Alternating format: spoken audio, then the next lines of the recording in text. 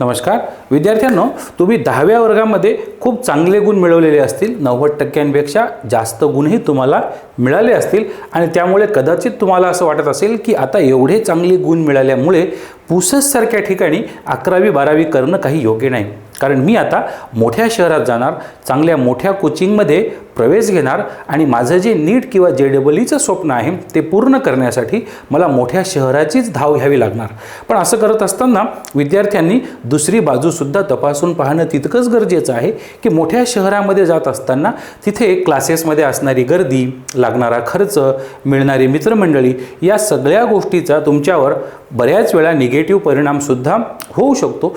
पुसद सारख्या ठिकाणी राहून सुद्धा आपण जर नियमित अभ्यास आणि रेग्युलर सगळ्या गोष्टी व्यवस्थित टाईम टू टाईम कराल तर इथे राहून सुद्धा आपण नीट किंवा JEE सारख्या अवघड परीक्षांमध्ये यशस्वी होऊ शकतो. यापूर्वीच्या अनेक विद्यार्थ्यांनी चिंतामणी इन्स्टिट्यूटमध्ये शिक्षण घेऊन हे सिद्ध करून दाखवलेलं आहे.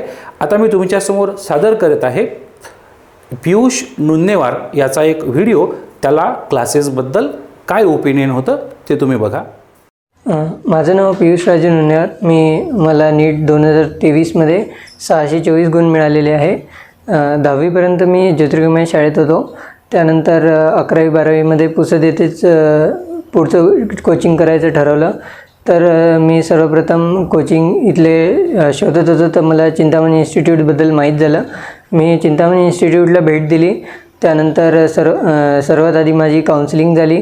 त्या काउन्सिलिंगमध्ये मला काही प्रश्न विचारण्यात आले. माझा आवडता विषय, मला कुठल्या विषयात जास्त स्कोअर येतो आणि माझ्या योग्यतेनुसार मला नीट परीक्षेबद्दल सांगण्यात आले. मला नीट परीक्षेबद्दल सविस्तर माहिती देण्यात आली. कोणते कोणते विषय असतात व किती मार्काचा पेपर असतो, पेपर कसा असतो त्याबद्दल मला सांगण्यात आले. नंतर मी 2-3 दिवस कोचिंग अटेंड केली. पहिल्या दिवसापासूनच मला टीचिंग इथली खूप आवडली.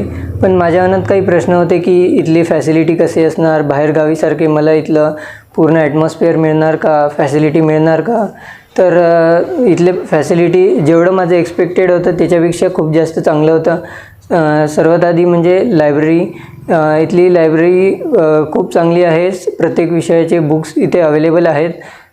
तर हा होता पियुष नुन्नेवार जो चिंतामणी इन्स्टिट्यूटमध्ये नीटच्या क्लासला होता आणि आज तो MBBS करत आहे नागपूरला. आणि पियुषच्या बाबतीत शक्य झालं ते तुमच्याही बाबतीत होऊ शकतं.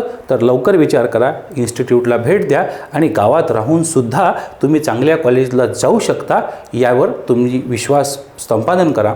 धन्यवाद.